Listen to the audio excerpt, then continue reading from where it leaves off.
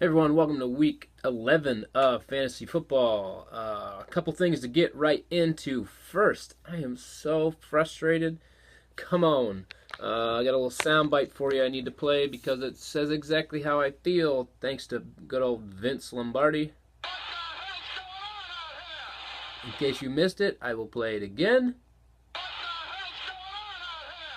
This is like the first week ever that I score in the top two, and there's no power rankings. The predictions weren't even put out there to even talk about how awesome I did. So hate to both of you, which brings me to my dud number one is anyone, Andy, Nick, not mentioning names, who puts out comments every week, and then the week I finally do good, no comment. So you are the dud, which, if you can catch the theme, is going to continue rolling with who actually is our dud, and that is because we found ourselves straight up in a upset alert. Ready?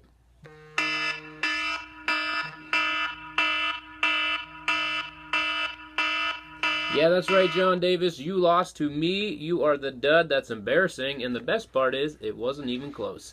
Next is we have the stud and command. That obviously goes to me. I finally won. I won once before, but this one I just straight up destroyed you and got the second best score of the week. So, good job, me.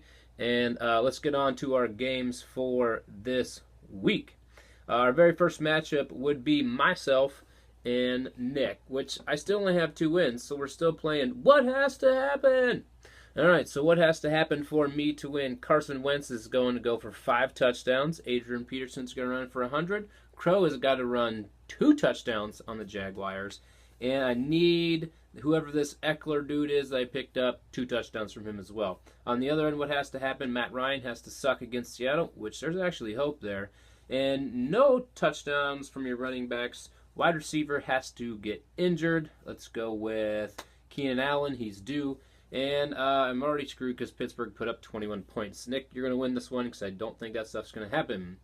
Next, we have the Gurley men versus Drink a Cup of McCaffrey. Heiser versus Ben. Heiser had a decent showing from Bell so far, and I think that he should get a decent game from Kelsey. And Baltimore, I think, is going to...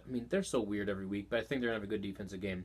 But on the other side, I like Ben better. I like Gurley going against Minnesota. Hopkins is the best wide receiver in the game right now, which is crazy because he doesn't have a quarterback. And I like what Cincinnati will do against Denver. And Derek Carr, I think, will start finding his form a little bit better. So, Ben, you're going to win that one.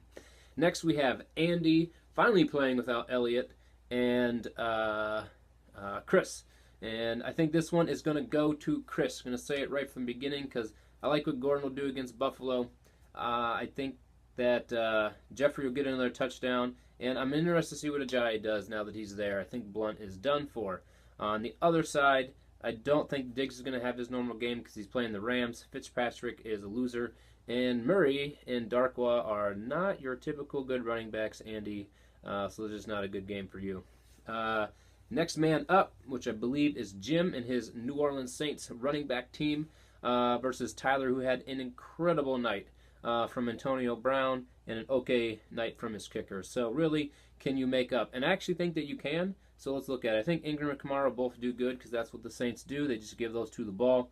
All right, Jones, I don't like, but I do like Baldwin. Okay. On Tyler's side, though, I think he's going to get enough because I think he's going to have Cousins do well. And I think that Sterling Shepard and Ingram will both catch passes against Kansas City.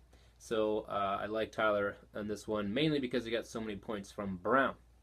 All right, next is Amir Perfection versus It Hurts When You Hide Yo Miller. I actually like Goff. I think he's doing pretty well. And I think that he will continue to do so. But I don't like Miller, and you currently have a bye running back in. So I think you'll switch that at some point. And I'm hoping that you put Zach Ertz back in. But on the other side, Cook seems to be solid. Never big and flashy, but always the points that you need. Walker had a decent game to start. Wish he would have got a touchdown. So I am going with Amir Perfection on this one, which I believe is Aaron. And Aaron, you're going to win. Enjoy it. Last is John after his embarrassing loss to Drew Wagner.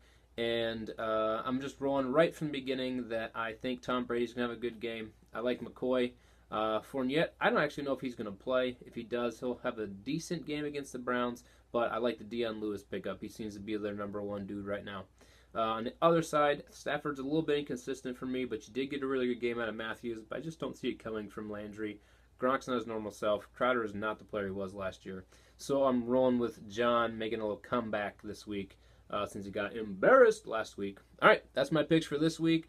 Go Browns. I still don't think they're going to win, but they're getting closer. I'm going to say they almost win this one, and they are going to win sometime in the next 2 weeks. See you guys.